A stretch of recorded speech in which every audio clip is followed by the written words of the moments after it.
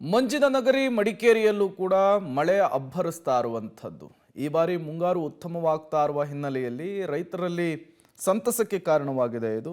ಅದರ ಜೊತೆಗೆ ಈ ನದಿಗಳೆಲ್ಲವೂ ಕೂಡ ಮೈದುಂಬಿ ಹರಿತಾ ಇರುವಂಥದ್ದು.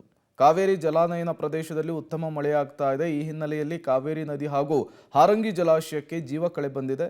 ಅದರಲ್ಲೂ ಮಡಿಕೇರಿ ತಾಲೂಕಿನ ಹಮ್ಮಿಹಾಲ ಜೊತೆಗೆ ಮುಟ್ಲು ಕಾಲೂರು ಭಾಗದಲ್ಲಿ ಹೆಚ್ಚಾಗಿ ಮಳೆಯಾಗ್ತಾ ಇರೋದ್ರಿಂದ ಹಾರಂಗಿ ಜಲಾಶಯಕ್ಕೆ ಹೆಚ್ಚಾಗಿ ನೀರು ಹರಿದು ಬರ್ತಾ ಇದೆ.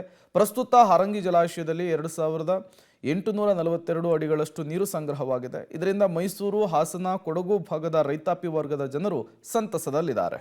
ಕೊಡಗು ಜಿಲ್ಲೆಯಲ್ಲಿ ಕಳೆದ ಒಂದು ವಾರದಿಂದ ಜಿಲ್ಲೆಯಾದ್ಯಂತ ಉತ್ತಮ ಮಳೆಯಾದಂತಹ ಪರಿಣಾಮದಿಂದ ಇದೀಗ ಜಲಾಶಯ ಆಗಿರ್ಬೋದು, ಜಲಪಾತಗಳಿಗೆ ಇದೀಗ ಜೀವ ಕಳೆ ಕೂಡ ಬಂದಿರತಕ್ಕಂಥದ್ದು. ಪ್ರಸ್ತುತ ಪಬ್ಲಿಕ್ ಟಿವಿ ಹಾರಂಗಿಯ ಹಿನ್ನೀರಿನಲ್ಲಿ ಇದೆ. ಕೊಡಗಿನ ಏಕೈಕ ಜಲಾಶಯದಲ್ಲಿ ಒಂದಾಗಿರ್ತಕ್ಕಂಥ ಹಾರಂಗಿ ಜಲಾಶಯದಲ್ಲಿ ಇದೀಗ ನೀರಿನ ಹರಿವಿಕೆ ಕೂಡ ನೀವು ಇಲ್ಲಿ ಸಾಮಾನ್ಯವಾಗಿ ದೃಶ್ಯದಲ್ಲಿ ಕೂಡ ನೋಡ್ಬೋದು. ಯಾಕಂದರೆ ಆ ಪ್ರಮಾಣದಲ್ಲಿ ನೀರಿನ ಹರಿವಿಕೆ ಕೂಡ ಅತಿ ಹೆಚ್ಚಾಗಿ ಬರ್ತಿದೆ ಅಂತಲೇ ಹೇಳ್ಬೋದು. ಯಾಕಂದರೆ ಮಡಿಕೇರಿ ತಾಲೂಕಿನ ಹಮ್ಮಿಹಾಲ, ಮುಟ್ಲು, ಕಾಲೂರು ಈ ಭಾಗದ ಸುತ್ತಮುತ್ತ ಪ್ರದೇಶಗಳಲ್ಲಿ ಸಾಕಷ್ಟು ನೀರು ಕೂಡ ಜಲಾಶಯಕ್ಕೆ ಬರ್ತಾ ಇದೆ.